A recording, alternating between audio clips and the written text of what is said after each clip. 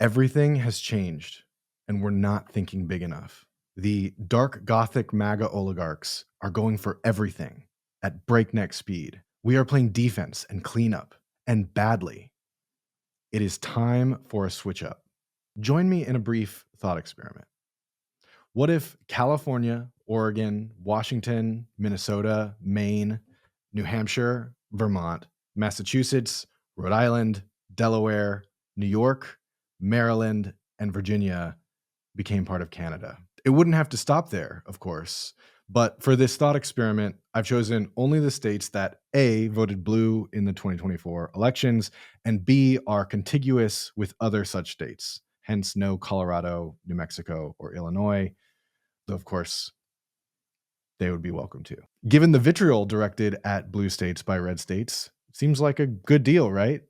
Get rid of your perceived enemies and further shore up your burgeoning authoritarian state. Some quick back-of-the-napkin math says that this would shift about a third of the US population to Canada, bringing its total population to about 144 million. This would drop the US population to about 230 million people, making it the sixth largest nation by population, behind India, China, Indonesia, Pakistan, and Nigeria.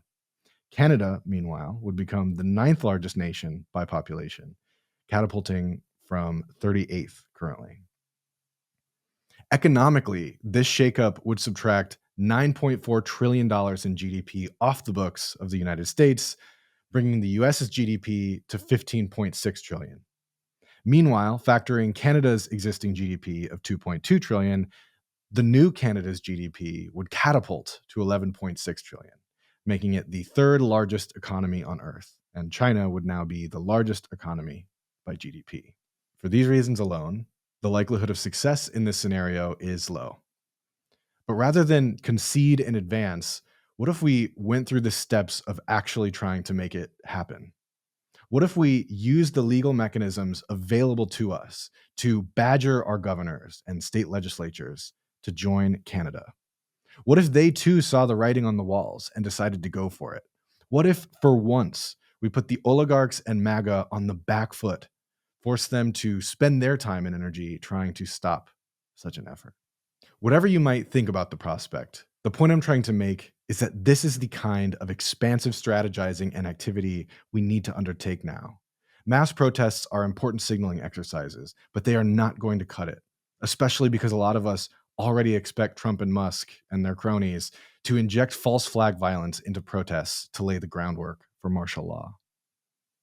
We need to think bigger, weirder, and messier. How can we use the legal mechanisms still available to us to become sand in the gears of the steamroller? Because the Dark Gothic MAGA movement is thinking massively. They are reaching for everything. Unconstitutional? No problem. Because to recap what I'm sure most of you already know, the US government is currently in the midst of a coup. Between President Donald Trump's hundreds of executive orders, many of which are unconstitutional, and unelected co-president Elon Musk's meddling with federal agencies, any semblance of the US government is fast unraveling. It's always easier to tear down than build up. Ezra Klein is right that the muzzle velocity and overwhelm are the point. They want you in a state of fear and helplessness. But he's wrong that we shouldn't believe him, or them. The danger is real, it's present, and it's intensifying. Even if some of these actions are misdirections, they're misdirections for even worse activities that we'll discover later. Of course we have to push back against these. I'm not saying otherwise, but we can't only play defense. That strategy is a doomed one.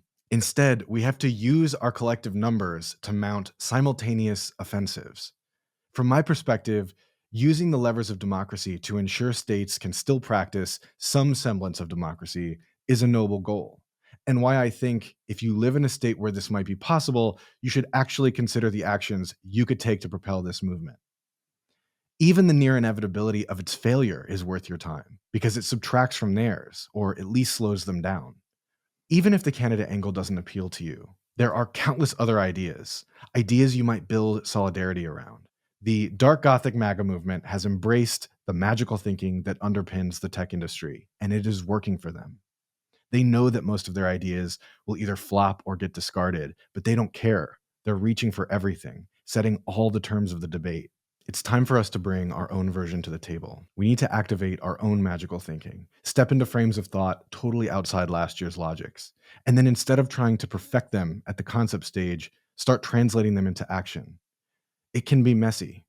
In some sense, the point is to make a mess. We are in for years, probably decades of heartache as the US descends into authoritarianism, all while the consequences of the polycrisis become ever more obvious across extreme climate events, economic shocks, and civil strife.